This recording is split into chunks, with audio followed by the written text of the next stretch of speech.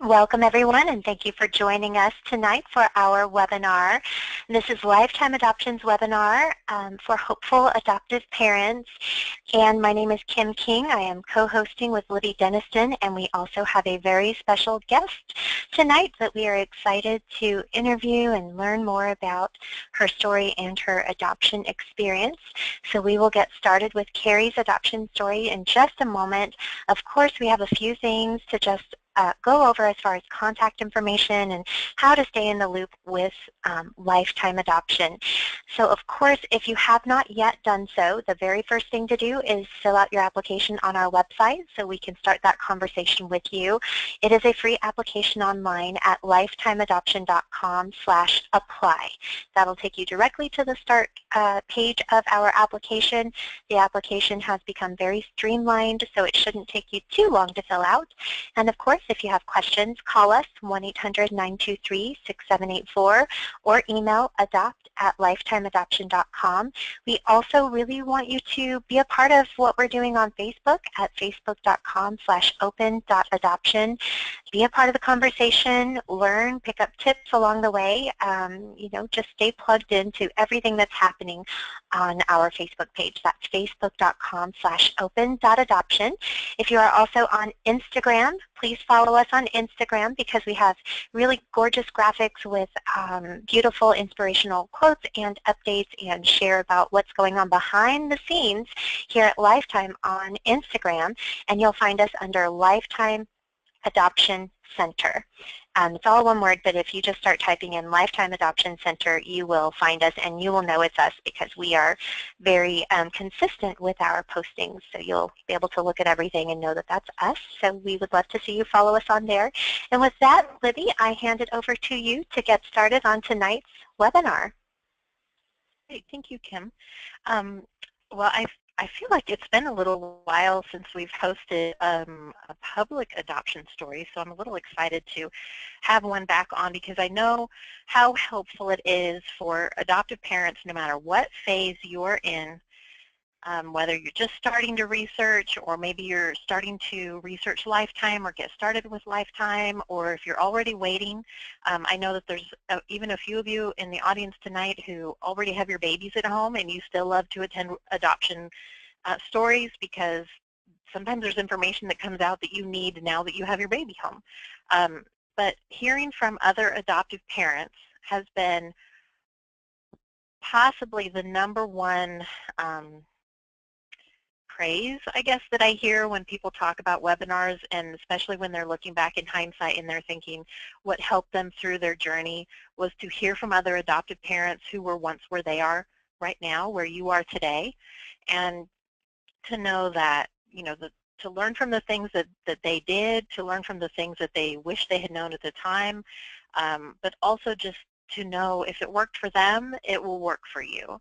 And to not feel so alone in the journey, because a lot of you have shared with us how webinars help you remember that there are other people out there like you, even though your personal circle may not have a lot of people who either struggle with fertility or who have chosen to adopt. And coming into webinars, not only are you a part of our audience tonight, which is a big community of people touched by adoption, but you are also going to hear from someone who adopted recently. It's not like a 30-year-ago type adoption or a 50-year-ago type adoption. It's someone who did the steps today and followed the program and met their baby. So I'm so glad to see all of you here. And I know that I used to see Kerri, our guest speaker tonight, pop up on our webinars while she was waiting to adopt. And then when she did bring her little baby home, she was pretty eager and excited about coming to share her story. So I'm really glad to have her here. And Kerri, thank you for joining us. Thank you for having me. I'm going to try and keep up too because you also sent some adorable photos. And now your little guy, he was just born in April, so everything is probably still fresh in your memory, even with the sleepless nights.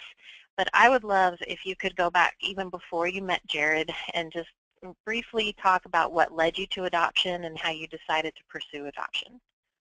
Okay. Well, my husband and I got married in '07, and we wanted to have family. We both come with 4 siblings, so we knew we wanted to have a big family.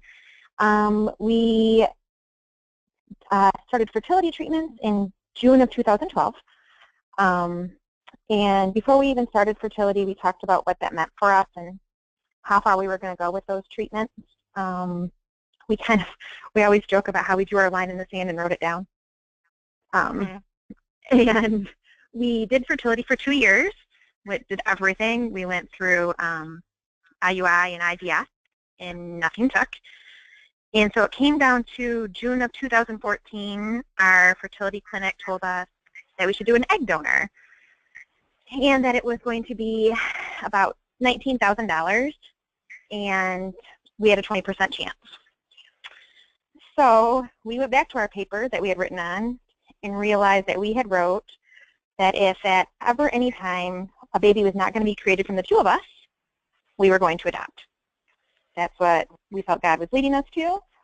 So July of 2014, we started researching Lifetime and came upon you and talked to, I think it was Jen, and worked with her for about a month and decided this was the right fit for us. And then that took us to December of 2014, and we were officially live with Lifetime. So that's kind of how we got there. I appreciate you sharing that line in the sand story, because I think that that is a really good tip for anyone, whether you're adopting or you're pursuing fertility treatments, to know in those moments when you're starting out to write down the things that are on your mind, because I can imagine, especially after going through so much, so many treatments, so many attempts with the fertility journey, that it does become very emotional. And then when the doctor says, okay, here's the next step, it would be easy to just sort of roll into that without thinking, but that you actually reminded yourselves, let's go back and read what we talked about at the beginning of this, when we maybe were a little more clear-headed, or you sort of knew how far you wanted to go. I love that tip. I've never heard someone say it that way, but I think that in itself right there is worth this whole webinar. Well, my husband is very logical, so that was his thing of, we're going to write this down because I know you. So we wrote it down, and we prayed a lot about what we needed to do, and we just felt that God was really leading us to adoption. So that's where we went. One of the things I loved when you and I caught up earlier this week was how you said a couple times how, well, we had in our minds how we thought it would go, and then I have how it actually went. And what did you think, number one, adoption, but number two, open adoption, what did you think that would look like for you guys at the front end when you first started approaching adoption? When we first started, we did some research on open adoption and talked to some friends of ours who had adopted, and they were meeting with their children's birth parents 3 times a year. And Shay and I both sat there and listened and thought, oh, yeah, we would do that, but, we don't want somebody interfering in our life, and we want to be able to raise this baby. And so that was kind of our mindset. Yes, we'll, I guess, jump through the hoops, but, what was it really going to look like? Probably not this great relationship, and that's totally changed. When anybody asks me, I always say, you get this picture in your head of what it's going to be like, and then you find out what it's really like, and you care about the person. Gerard's birth mom, Adrian, we built a connection with her immediately. No way is she interfering in our lives, or we don't think of her as extra, thing we have to jump through. She's just kind of become a part of our life, I guess. We speak to her through text or phone calls.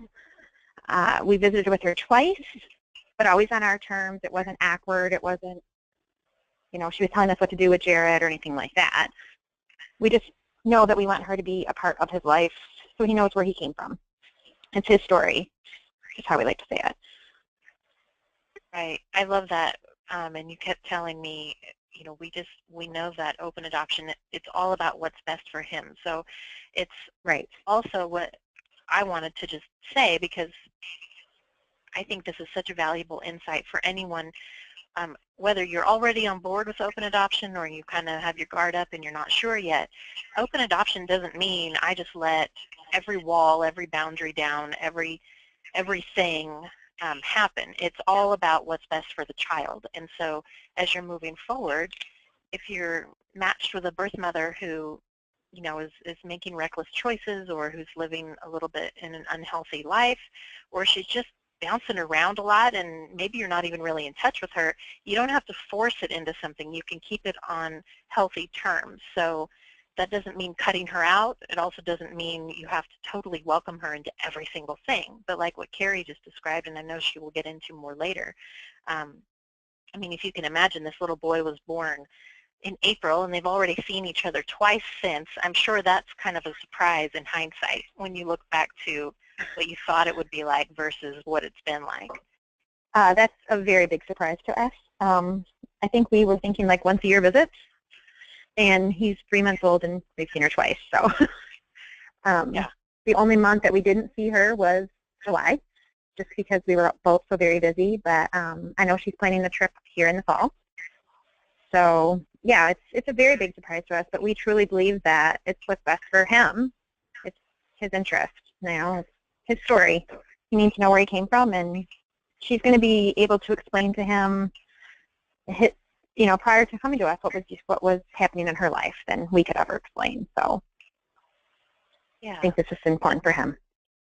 Tell us, now you were matched. Did Adrian choose you guys, or was it a match that she asked Lifetime to choose the family? Kimberly called us. It was President's Day. I happened to be home because I'm a teacher, so I actually happened to be there. And that's a picture of Gerard and his birth mom in the hospital. And she called me on February 15th. We talked for a while, and she explained there's this birth mother in our home state, actually 2 hours from us. It was almost too good to be true. She kept telling us all these things, and I kept saying, oh, wow, that's, it was perfect. It was a perfect match. So we talked to Adrian the next day. She called our 1-800 number, and we talked for an hour. And the next morning, at that point, we had exchanged cell phone numbers. She asked if I would be opposed to texting, and I said no. And she texted me and said, after our conversation and re-looking at our profile and having a conversation with her father, that she felt we were the best match. So that was the 17th of February, and then Lifetime confirmed with us that we were matched on February 18th. So it was about 2 days of going back and forth, and yeah, so we were her choice, and that she did that totally on her own. Did you ever talk about, I know sometimes people actually talk about that, did she ever have a specific thing, or was it just more a feeling, like the more I get to know you guys, the more I know this is the right fit? It was more of a feeling. The location was huge for her because she does want to have something, something to do with him most of the time, she says. That's how she puts it. She wants to be part of his life. And within, she knew we were in her home state. I did not reveal our location completely until probably 2 weeks before he was born. But she knew that we were within a couple hours of her. So that was huge for her. But she just said the more she talked to us, and especially her and I were texting more, just the more comfortable she got as time went on. Yeah, that makes sense. I think that that's true probably for many birth mothers, but I know for adoptive parents who are waiting to be chosen, sometimes they're thinking, I wonder what exactly is going to stand out, and it can be easy to feel like you need to force it. Did you ever fret or like obsess about that when you were making your profile? Were you thinking, oh my gosh, is she going to choose me because I'm wearing red in this picture, or because the ribbon is blue on the front? Well, part of it is yes, I did torture myself because of my job. I know what colors are appealing to people because I'm a teacher. So I remember going through and saying, oh, we have to have this color background because it's more appealing to somebody. And, I was going through the pictures, and it took me forever because I wanted to make sure it was capturing the right moment. Or I remember I was paranoid that what if we put the wrong picture in and it turned her off. And then Shay and I sat down one night with my parents, And we just had a big conversation of you just have to show who you are. Somebody will fall in love with you for who you are. And so that's what we did. We really used the pictures that captured us the best, and we listened to our profile coordinator, and it just worked. You know, we waited for a year and a half, a little less. But it was clearly the match that was supposed to happen. He's a perfect fit for our family. She's a perfect fit for our family. It was just meant to be. Your story, and you had to keep reminding me because I think so often they usually go a certain way, and I love that you kept pointing out to me just how differently your adoption went, even though the things you've talked about so far are probably things that a lot of adoptive parents will have in common or have had in common. But along that match, so you were matched pretty much, looks like almost exactly 2 months before he was born. Right. You talked to me about how she actually kind of wavered in her decision in that time, and that you just sort of had to kind of take it day by day. So how did you know when you were in touch with her during the match? Did she communicate her nerves or her uncertainty, or what did that match look like in those 2 months until Gerard was born? In those 2 months, we talked, I would say, almost every other day. She was not working, so I would get texts throughout the day. She didn't have a big support system, so we kind of became her support system. And she would voice her fears of what it was going to look like after we had him, and then she would say things like, well, if I give him up for adoption. We were very, very honest. When she would start to waver, I would just, reassure her that she needed to look at her situation and take some time to herself and not worry about how that was going to affect Shay and I, but we needed her to be healthy and stable and know what was best for Gerard and her. It went for the whole 2 months. It was rocky. I remember emailing Kimberly and she, saying, I'm keeping communication open, but these red flags and it's making me nervous. And I was always hoping that she would say, no, those aren't red flags, but she didn't. She would say, yes, Kerri, those are red flags. So that didn't, that we just talked about it, and I was very honest with Adrian, and I would just say, what are your reservations?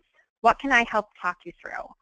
I can tell you what we can give him, and, we can talk through what you can give him, and we were very open and honest. That's just our personalities, I guess, mine and Shay's both. We didn't hide anything.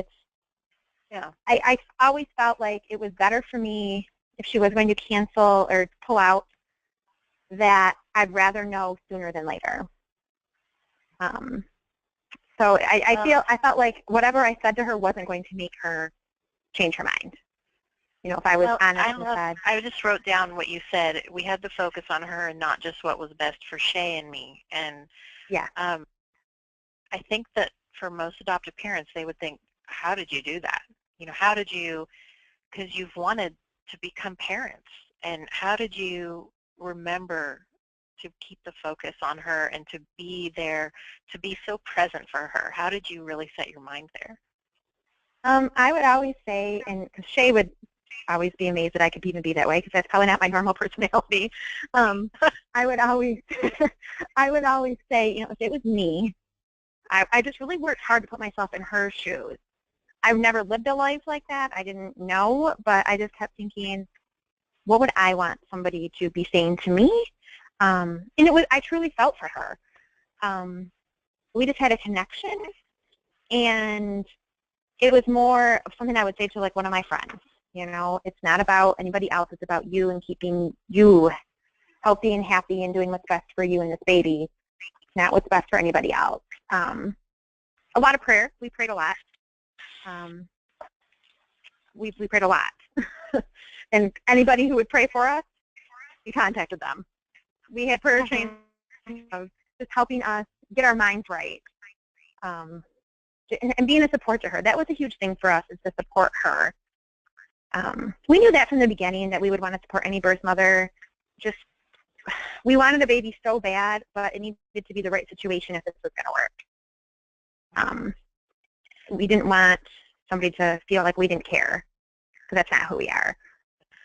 And I think that's what I love the most just about where this journey has brought you, is that you're able to have this voice to express that compassion, because it is very easy to think, I'm in charge of all the fees, I'm in charge of most of the steps to become ready to adopt, and then I'm taking this chance that she's not going to change her mind, and I'm falling in love with this baby the longer I think about him, but still keeping yourself back enough to say, but it is about what's right for her, and I wouldn't want to adopt from a woman who regretted her decision. Right.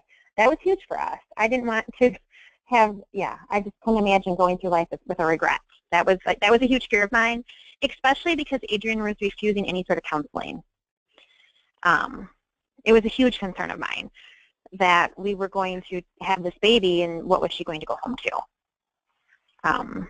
So we just wanted to make sure that it was what was best for everyone involved. And I think that really helped her when we talk about that. You know, she always talks about how we became almost like her best friends for a while. You were. No one else could talk to her about this. Yeah. Good thing I didn't have any of that training. Well, but it worked. And you know, I'm sure that your background as a teacher kind of gave you that ability to step aside and just be a listening ear too. But that's often, I mean, that reflects a lot of what Lifetime even does before families even connect with birth parents, and then through matches, is just allowing her to vent and not feel shame or fear of asking the hard questions, but being able to admit where she's at, and having somebody who just cares about her decision. Because usually, you know, there are doctors who are very compassionate, but they usually have to kind of keep a surface sort of front up, just because they don't want to come across as if they're trying to persuade someone to go one path or another. And so right. I think a lot of times I'll hear from birth mothers that'll say, you know, I don't really know. I brought it up to my doctor, and they kind of like looked at the ceiling. And I think it's because they don't know how to support her. But you getting right. to know her so well, you set yourself up. It's like you just dove in the deep end and said, we've connected with her. Why not get to know her as much as possible and make this a true connection, and not just feel like it's all just a game to get to the baby. Mm-hmm. Right. And I do remember that, I mean, we had some major meltdowns. I mean, I remember getting off the phone and bawling my eyes out thinking, oh no, it's over. But I still felt like we still had a connection with him. And that's what I kept going back to, is we've already made this connection with her and with him, and that even if it all fell through, we had made a connection with this little boy that we would probably have forever, just because she had nowhere else to turn. And we were okay with that. So I'm going of course, we wanted to bring him home, but... Well, and tell me about this photo and what led up to this photo. So this is the day we bring Gerard home. And Gerard was born on April 19th, and we were not allowed at the hospital at all. She had decided in March that she was going to take him home for a night, even though Kimberly tried to talk her out of it. I tried to talk her out of it, and she insisted that she needed that. She felt as though she was going to be judged at the hospital by nurses and social workers, and she wanted the way she put it was, she wanted one night to say goodbye to him without being judged before he became ours forever. So he went home with her on April 21st. We had still not met him. The picture of him and her in the hospital was text to me. The birth picture was also text to me. And then we had set up a local social worker to meet with us. Let's see, he was born on a Tuesday. When she went home on Thursday, she said to me, I still don't know when you're going to come pick him up. And that was a little nerve-wracking. But we had decided that we were going to take the step and contact the social worker and set up a meeting for Saturday. And she was kind of wishy-washy about that. She wasn't sure Saturday was a good fit, but didn't complain. And so she took him home on Thursday. Friday morning at 7 a.m., I got a phone call from her, which was very rare. And she stated that she wanted us to come pick him up by 5 o'clock that evening. So our area is not very big, and our social workers were not available. So we actually took my brother, who's an attorney, and Shay and I jumped in the car and drove 2 hours, picked Gerard up from her uncle's house. My brother did all the paperwork because we didn't have anybody. I should add that we didn't have to have anybody. That was more of a safety net for Shay and I, just to feel like we were doing things appropriately, I guess, because we had all the paperwork and that's all they needed. Right. Well, and I could see too, I mean, even if you were to leave your baby with, you know, a babysitter overnight, you would want to leave them with something that allowed them to get medical care if needed, just some of the basics. Right. Of it. And so there was no paperwork filled out at the hospital. So this was the first paperwork that we filled out, and it was temporary placement. We spent probably 2 hours with Adrian. On our way down, we had stopped and picked up her boyfriend for her. He had no transportation to get to her, and she had voiced to me that she was, you know, feeling really bad about that. And so I had offered to go 30 miles out of her way to pick him up so that she would have some support besides just her uncle, who she wasn't very close to. So we did that, and we spent about 2 hours with them, and we brought Gerard home on a Friday night. Wow. So this is our picture of him in the car. Some of you might think this is funny, but when I asked Kerri for photos, I had forgotten that little detail that they didn't meet him at the hospital like a lot of families get to these days. And she wrote back and said, I said, well, do you have any photos of you guys with him at the hospital or after he was born? And she said, well, by the time we got him, we were just so excited to have him that we just kept taking pictures of him and didn't stop to take pictures of ourselves with him. And I can picture that in all that journey of just, you know, sort of holding your breath even, wondering which way is this going to go, and then you finally get him in your car and you snap this photo. I could almost picture myself strapping him in the car and just being like, just close the doors and go. Like, we're not going to ask a lot of questions. Let's just go home. Like, because you didn't want to test it too much. Well, we had spent 2 hours together. There. Did she hand him to you, or did she ask you to take him out alone, or did she give you a big goodbye? I mean, what was that like? When we first got there, she brought him right up to us in the driveway. And she handed him to me and said, you know, why don't you guys come in and meet my aunt and uncle. They want to meet you. And so we came in, and I held him. And then he was hungry. And I asked her, that was the second day we were home, that picture. That's how they still act. So he was hungry, and I asked her if she wanted to feed him. And she said, yes, I would like to feed him one more time. So her and I sat and Shay talked to her uncle and my brother and her boyfriend, who I should add is not Gerard's dad, her birth dad. So that's, you know, he was just an addition to the group. And so we fed him and we talked, and she kind of gave me the rundown of how things were going. And we probably spent a good hour and a half at that point, and we still had a 2-hour drive home, and it was going to be 11 before we got home. And so, you know, I think she handed him to Shay first, and then she handed him to me, and we talked about it. And then I handed him back and said, I want to give you guys some time to say your goodbyes, and we're going to step out, and it doesn't matter how long it takes you. I don't want you to feel rushed or anything. And Shay's giving me this look at that point of, what are you doing? Because he was ready to go. And so we kind of just stood in a foyer and waited, and it was about a half an hour. And she walked him out and handed him to me, asked if it was okay if she sent him home in the outfit he had on, not for me to change him. She wanted him to be sent home in that. And she carried him, or she walked with me as I carried him to the car and gave him one last kiss in the car and asked us to text her when we got home. And that was how it went. I think it was harder for me. Yes. I was going to ask, you know, if the tears were flowing. Yeah. Yeah, as soon as the car door shut, they were. I kept it together until we got in the car, and it was hard for me to take him that way. But I think it worked for us. I really think that's how it was supposed to be, is what we keep saying. you know. I know I shared with you that. How meaningful. Like, you made it so meaningful. The fact that you had waited to be asked to come and get him, and then you were there and still willing to hand him back and say, take just even a little extra time. You know, in hindsight, I could see her looking back and being so incredibly grateful just to have that one last little goodbye, even though your relationship really hasn't been a goodbye at all. Right.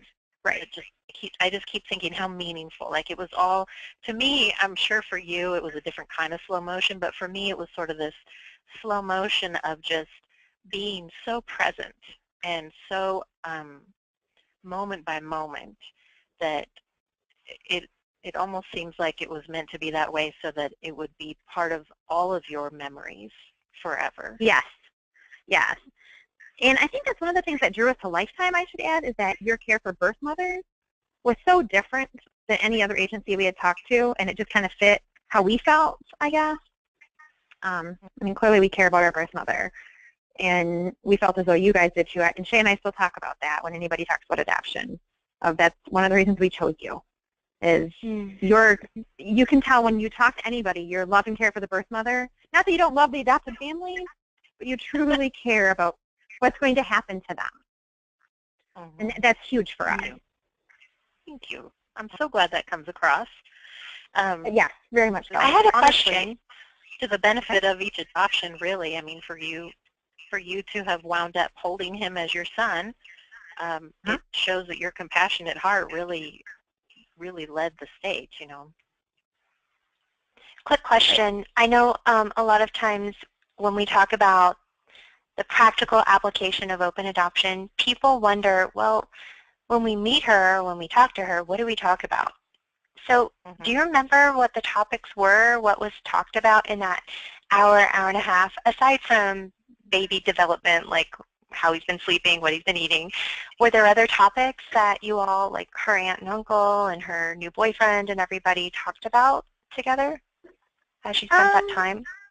You know, it was very just casual. Her aunt and uncle had never met us, so they wanted to know, you know, where was he going? What did Shay and I do for jobs? It happened to be, my husband Shay's an engineer, her uncle's an engineer, so that turned into a whole other conversation. Definitely. You know, it was just, they asked us, you know, how did you come to adoption? They wanted to kind of know that history. They really wanted to know about our family and what was his life going to look like. And Adrian didn't say a whole lot that night. She kind of just sat there and took it in, and you know, she would add in things I would forget to say to praise us, kind of a thing, just so that they knew that this was the right situation. It was just a very casual, everything it just was kind of flowing naturally. It wasn't, I remember I was very nervous. We were going to a place that we had no idea we were going or even getting ourselves into, to be quite honest. It was, you know, that part was kind of scary. We went into an inner city area, but as soon as we pulled into the house, it was a gated community. I mean, it was a very safe area, because that was a huge concern of Shay and I. Are we going into a safe area at this point? But we just kept saying, this is what we need to do. I know that usually they recommend that you meet like at a public place, but we were pretty comfortable with, you know, meeting her there. The conversation was just very casual. I know that we exchanged emails with her uncle, and he is a boater, and he races boats, and asked us that if Gerard, when he gets old enough, ever has that interest, to contact him. Cool. It was a casual conversation, and it went really well. There wasn't a lot of dead time. Yeah.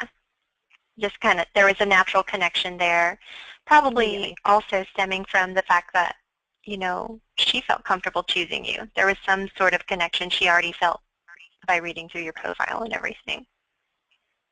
Well, and that was the second time we had met Adrian. We did meet Adrian in March. Before we had a phone conversation in February, and we had a meeting in March. At our meeting in March, I probably should add that we met her and her mother and her boyfriend. And that day, because we were in a bigger area where we live, we had decided that we were going to pick out some outfits for Gerard, and Adrian had asked if she could come with, and so she went shopping with me that day. Oh, wow. So, yeah. And I let her pick out a few outfits that, we would have at home, and I could take pictures of him for her. Mm-hmm. And this is my favorite picture of Shay and Gerard. Beautiful. Well, that's one thing, too. I know that probably there's a lot of adoptive moms or moms-to-be in the audience who just part of wanting a child is, especially when you're in a loving marriage, you love this man, you want to raise a child with him, and you look forward to that moment when this picture happens. And since you're a new mom, what has parenthood been like for you? I mean, do you think about adoption every single day, or is it just I'm a mom now, and this is how it goes, and he's a dad, and we figure it out? Yeah, that's kind of where we're at. This picture, actually, our photographer snapped it. This was Shay was actually doing this to Gerard. That was not a post photo, and that's truly how the relationship is. Gerard is the center of both of our worlds, and Shay's clearly the center of Gerard's world.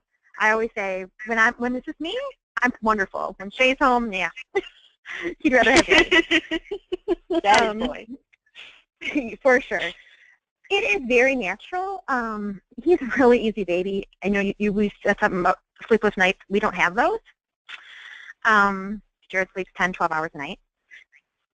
So it's been super easy. In the beginning, we would laugh because I remember we were somewhere, and I was just carrying, he was 4 days old, and I was carrying his car seat and walking around, and somebody said to me, well, you're getting around quite well for just having a baby. And we just smiled and didn't say anything. He has a ton of hair, so we get a lot of, did you have a lot of heartburn? And at first I used to say, well, his birth mom didn't. And now I just say, nope, none at all, and keep on walking. It doesn't even. Nope, definitely no heartburn at all. Yeah, now it's like a joke. Good answer. Oh, that's cute. Yeah, so, I mean, even people who know even we've adopted will say to us, oh, he really looks like this person in your family or something like that. So, no, adoption's not a part of our everyday vocabulary. We're thankful for it every single day, but he's our little boy, and that's, there's not, we don't think of him as anything else. So yeah, I can't imagine it'd be any different if we would have birthed them. Mm-hmm. Well, and I think that hearing you say that and confirm that is really good, especially considering how open your relationship continues. You've seen her twice since he was born, and that none of that shook your confidence as Jared's mom. No, not at all. I promised her I would send her pictures at least once a week. I keep up with that by text. Sometimes I hear from her, sometimes I don't, but I think it's important for me to continue to do that. The first time we met her, Gerard was just under a month old, and we were in her town and met her for lunch. And, I handed him over immediately, and he cried a lot. I did not step in. I let her, try to calm him down, and then she said he wants his mommy and handed him back. And then she came to visit us in June. It was her birthday, and she asked if she could see him, and so she came up to visit us, and we spent like 3 hours together, and it was very natural, and it's never a question of, should I have not done this, or she never questions that, or voices that to us, I should say. Well, and you actually told me how getting together right after he was born, having that first visit sort of solidified her decision. It just gave her that reassurance. I did the right thing. He's in a loving home. He's fine. Right. Yes. So, for sure. And then when she came to our house, I think that helped too. It sounds like she just really loves you guys. Like, yeah. She just really loves you guys, and that's also what helps it be natural. And you are the mom and dad that she wants for him, and she doesn't want to take anything away from that, while at the same time she's able to stay in touch. Yeah. Yeah, she always talks how it's almost perfect. Wow.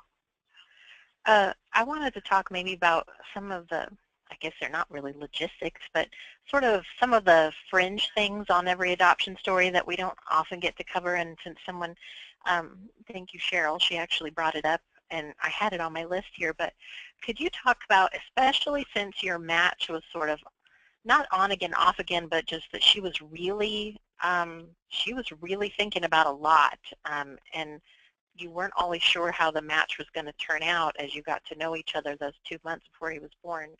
Did you wait to have a baby shower until after he was home, or did you wait a certain amount of time before you announced to your loved ones, we've adopted, we have a son? How did you handle that? So when we first got matched, we went and told our parents right away. Both sets of parents were informed immediately, and our siblings, and asked them not to say anything. And then I did inform my principal, because I knew I was going to be taking maternity leave if it went through. So those few people knew, and are very close friends. And then once Gerard was born, we announced to our families and our close friends again, and my work, because I was going to take time off, was the theory. So we did not do a baby shower at all until after Gerard was born and home. I remember my mom Gerard was due April 8th and wasn't born until April 19th. So, yeah. So my mom was trying to plan this baby shower for the end of April. All the men in my family go camping that weekend, so they were going to be gone. It was going to be the perfect weekend. And I refused to let her send out the invitations for fear that if something happened, I didn't want to have to explain to everybody what was happening. So she sent them out at midnight the day we brought him home. So they were done and ready to go. And then the school wanted to throw a baby shower, and the person who was coordinating it scheduled it for early May. And then she wrote on there, please keep your receipts for fear if something doesn't go through. You can return everything and Kerri won't have to have the hassle. So we just waited. We had a nursery set up. We joke because it wasn't completed. Shay actually hung trim 10 minutes before we had to leave to pick Gerard up. It was one of those things where I think he wanted to make sure he was coming before he finished it. I don't know.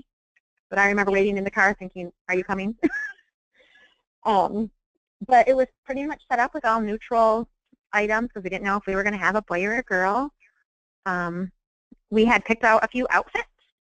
We knew in February that Gerard was a boy, but I meant beforehand. We didn't know.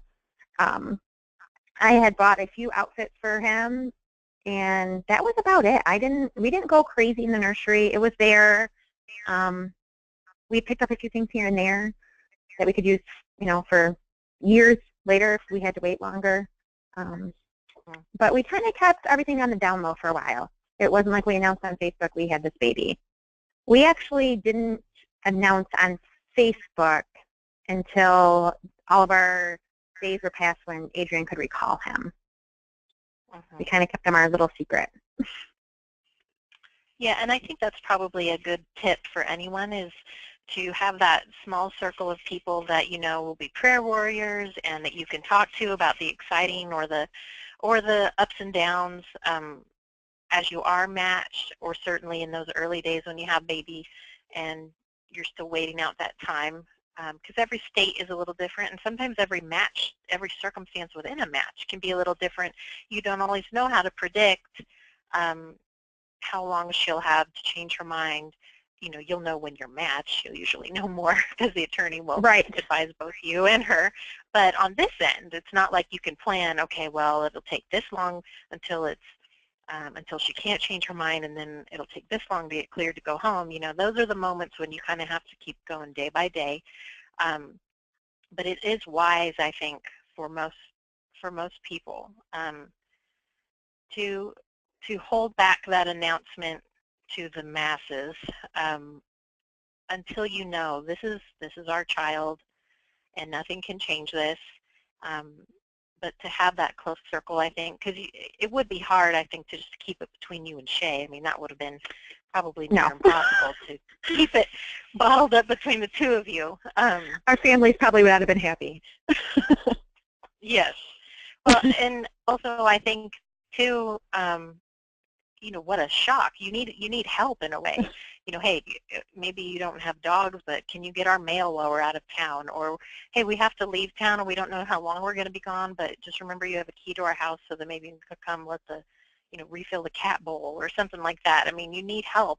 So you do need some people to know where you're going Right. and what's going on, but also just to be there for you emotionally too, because there's a lot to juggle in those moments, as all of you have heard Kerri share. But I would love too if you would talk even a little bit about how you named him. Was that something that Adrian was a part of, or did you already have the name picked out?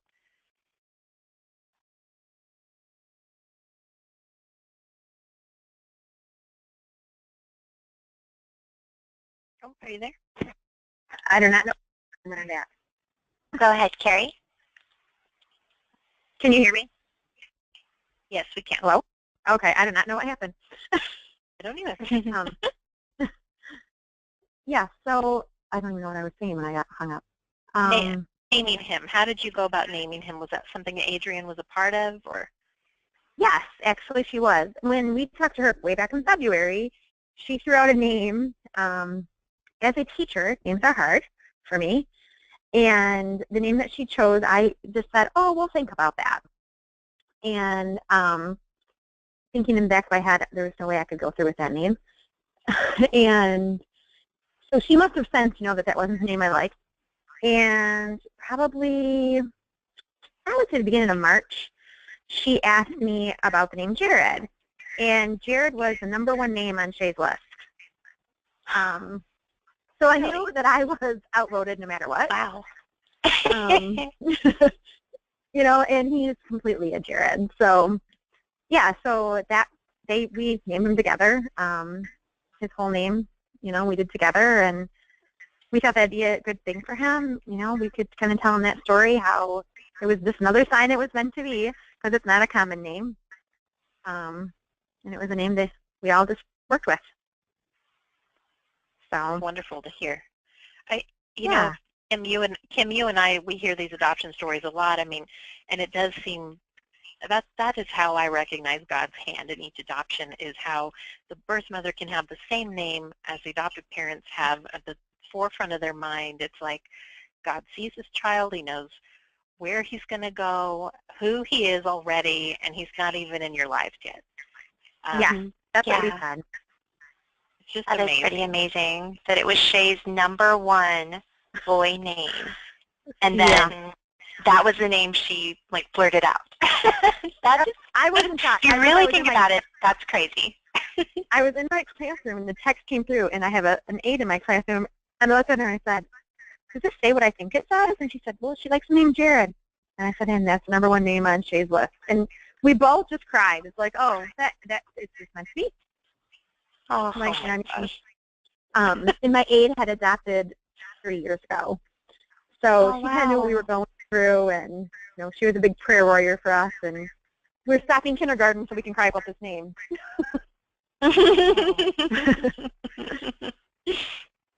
Now, let's talk a little bit, because we do have families in all different phases here. And so you talked about coming to adoption, and then you talked about moving through the match, and we just, there's so many different tips I've been writing down, different topics, but how about that season, that time when you were just waiting, or even, I would love if you could just touch on how did you decide even what preferences to be open, but then I know there's a lot of questions we've had come in about, so how did you handle it in that year and a half before you met him? How did you handle that waiting time? So first let's talk about preferences and then the waiting. Okay. When we did our preferences, we were pretty open. We live in a really rural community, so we kind of took that into account just because we wanted whatever baby we got to feel comfortable here. We didn't care if it was a boy or a girl. Up to the age of 1, we would take a family. We just really sat and talked about it. You know, what were we really comfortable with? What would our families be comfortable with? And that's kind of how we chose. So we were very open. I don't even know what else to say about that. I mean, we kind of just talked about it. What was what were we truly willing to do to get a family, I guess. So that's kind of how we did the preferences. Yeah. So that year and a half of waiting, I would love to tell you it was super easy, but it wasn't. We prayed a lot. I remember thinking, I'm going to have to redo my profiles, and that was like this huge ordeal for me because I thought, oh, geez, I put so much work into those.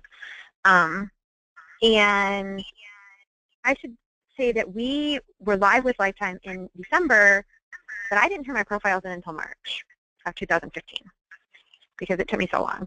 And I wanted them to be so perfect, and that's when Shay kind of cut me off and we sent them in.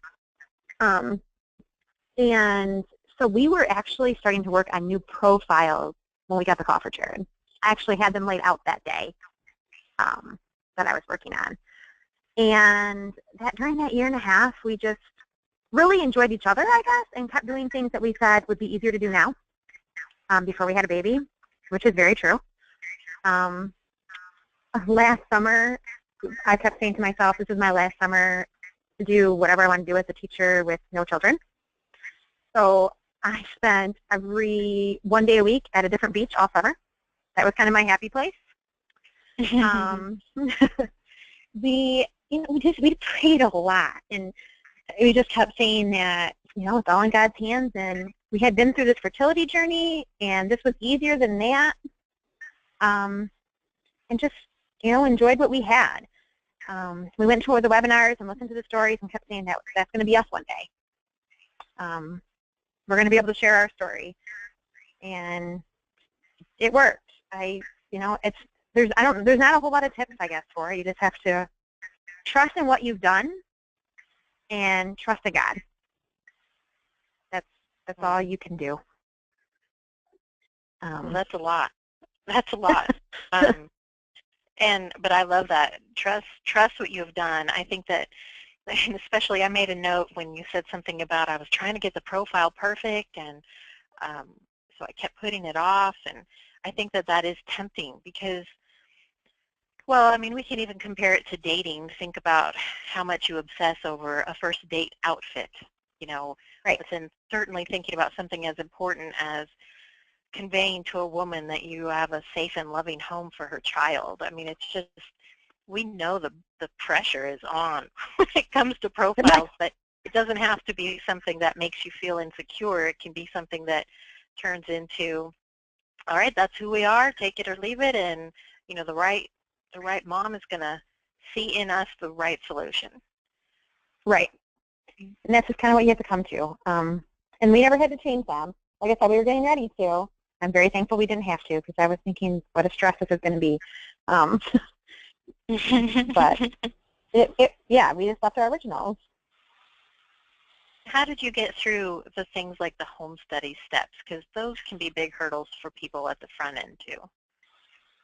So when we decided we were going with Lifetime in July of 2014, we started our home studies and our background checks and all those things immediately. We wanted to have all that done before our final money was paid to Lifetime. That was something that was just in our head that we had to jump through these hoops. And I wanted all that done before I went back to work for the school year.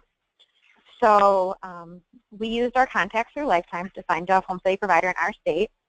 The closest one is 3 hours away.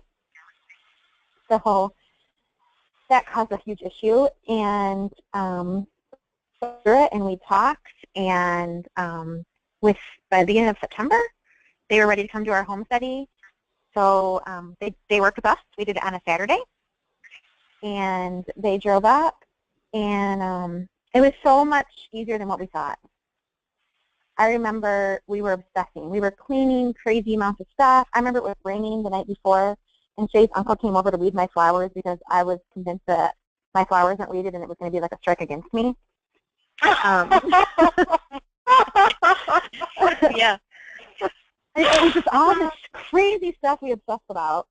And she came, and the social worker talked to us for, her husband dropped her off at our house because they made a weekend trip of it. And she talked to us maybe a half an hour, and she just set her paperwork down, and she said, this is the easiest home study I've ever done. I don't really have any other questions for you. You know, I guess I want a tour of the house. And then her husband came in and we had a conversation with him about our property, the hunting property around us. And it was just so laid back. And so then she's saying, you know, I go to places and the people are all worried. And Shay and I are thinking, wow, we hid that really well. You know, because I'm leaving flowers in a rainstorm.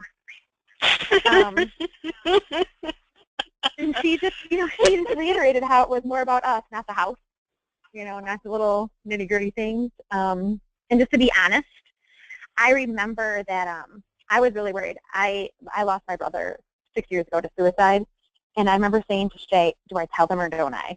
Because I was so sure that was going to be a huge red flag, and they were going to be so worried about it. And then I remember I just blurted it out. And she just, you know, wrote it down, and it's like, okay, still good. And I'm thinking, what? I was going to hide something from you because I was so worried, you know. It was so easy, I guess. Don't hold back on that step. That's not a step you want to be hung up on. Yeah. I mean, because they're there to help you, and they want, it's rare, you know, Kim and I hear all kinds of concerns about the home study, and we get it. I mean, we're both probably the type of people that like things a certain way in our home even before our relatives come over, and those are people who Right. help you.